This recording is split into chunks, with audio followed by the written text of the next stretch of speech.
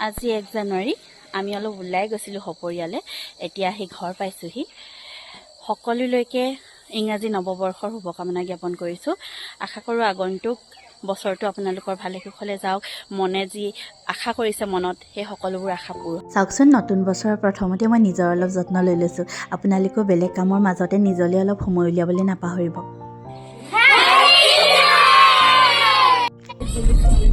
এই বছৰ আমি পিকনিক নাই খোৱা, কিন্তু পিকনিক নাই খোৱা যদিও আজিৰ দিনটো অলপ ওলাই আহিছোঁ। ওলাই আহিও ভাল লাগে দিয়কচোন। এয়া চাওক, আমি সপৰিয়ালে আজি ওলাই আহিছোঁ। এই দলংখন নতুনকৈ বনাইছে, সেইবাবে এইবাৰ এই দলংখনৰ ওচৰত পিকনিক খোৱা মানুহৰ সংখ্যা বহুত বেছি। আমি বোলো নিজে নাখাওঁ যেতিয়া কিমান মানুহ আহিছে, কি কথানো, এপাক এনেই ফুৰি আহোঁ।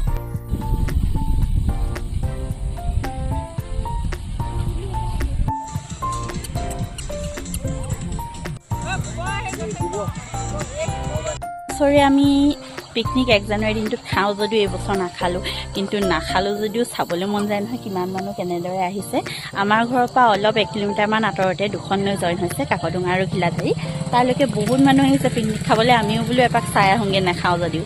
সেয়া চাই আহিলোঁ, চাই আহি এতিয়া ঘৰ পাইছোঁহি। এয়া চাওকচোন, ঘৰ পাই ছোৱালীজনীয়ে কামত লাগিছে, দেখিছেনে? এয়া আমাৰ শাকৰ তলি, এয়া ওলকবি কৰিছোঁ, এয়া বন্ধাকবি, দেখিছেনে? নিজে কৰিছোঁ বুলি সম্পূৰ্ণ ক'ব নোৱাৰি আচলতে। এই কোৰটো আমি হাজিৰা লগাই মাৰি লৈছিলোঁ, তাৰ পাছৰ পৰ্যায়খিনিহে নিজে কৰা। এয়া যত্নৰ অভাৱত এইখিনি মৰি গ'ল অৱশ্যে। তাৰ পাছত মৰি যোৱাৰ পাছতো আমি আকৌ ৰুই দিবলৈ সময় নহ'ল আচলতে। এয়া চাওকচোন, আমাৰ খেতিয়ক পৰি যাবা হাঁ, পৰি যাবা হাঁ, লাহে লাহে লাহে লাহে লাহে লাহে লাহে। এইয়া দেখিছেনে, গাত পানী নেপেলাবা। দেখিছেনে, এই পানী ওলোৱাটো দেউতাকে বন্ধ কৰি থৈছে, নহ'লে কি হ'ব, তাই অকল পানী উলিয়াই গোটেই গাটো মানে তিয়াই পেলাই। এতিয়া ঠাণ্ডা দিনত পানী এনেকৈ তিয়াই ল'লে পানী লাগি ভাল হৈছেহে।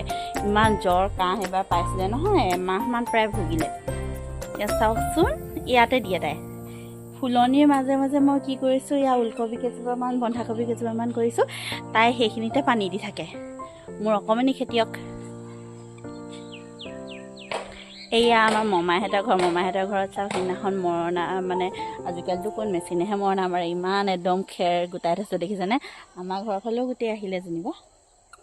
কেইজোপা চাওকচোন, ইমান ধুনীয়াকৈ বান্ধিবলৈ আৰম্ভ কৰিছে, দেখিলেই মনটো ভাল লাগি যায়।